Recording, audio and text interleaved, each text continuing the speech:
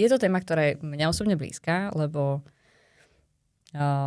s tým, ako vyšiel Instagram a s tým, ako som vlastne vtedy bola v puberte, ja som zažila možno temnú stránku blogov. Vtedy si mohol blog založiť hocikto. Bola proste jedna platforma, alebo možno 2-3. Ja som vedela o jednej, kde hocikto si mohol proste doménu .blogspot.sk.com založiť a písať. A vtedy boli veľmi rýchle riešenia, ako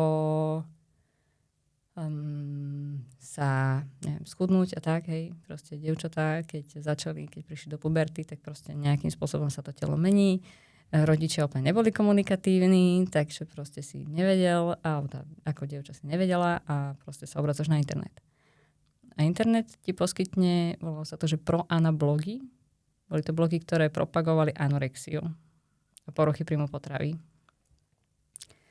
A tam máš aj lifehacky a v tom mal si, ako byť správna anorektička. A to je niečo, čo proste moji rodičia nemali absolútne páru o tom, že sa niečo také deje. Že niečo také proste môže byť.